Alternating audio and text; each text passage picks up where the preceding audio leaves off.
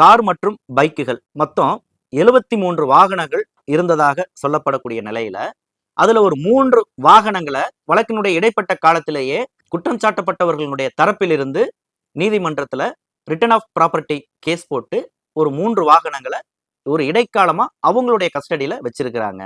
அப்ப எங்களுடைய கைவசம் எங்களுடைய கஸ்டடியில வெறும் 70 வாகனங்கள் தான் இருக்குது.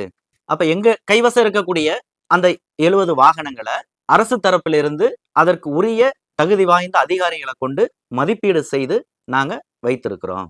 அப்படி நாங்க அதனுடைய ஆவணங்களை நாங்க சரிபார்த்த பொழுதுதான் எங்களுக்கு ஒரு புதிய விஷயம் தெரிஞ்சது. அதுல 52 வாகனங்கள் கடனில் இருக்குது. அது தனியார் வங்கி, தனியார் பினான்ஸ் நிறுவனம், தனிநபர், இது போன்ற ஒரு கடன்ல இருக்கக்கூடிய வாகனமா இருக்குது. அப்ப அதை இது போன்ற பொது ஏலத்துக்கு கொண்டு வர்றதுல சிக்கல் இருக்குது. எந்தவித சிக்கலும் இல்லாம ஒரு 24 வாகனங்கள் மட்டும்தான் தற்போதைக்கு தயார் நிலையில இருக்குது அப்படிங்கிற ஒரு புதிய விஷயத்த அரசு தரப்பு வழக்கறிஞர் முனியப்பராஜ் நீதிமன்றத்துல தெரிவிச்சாங்க.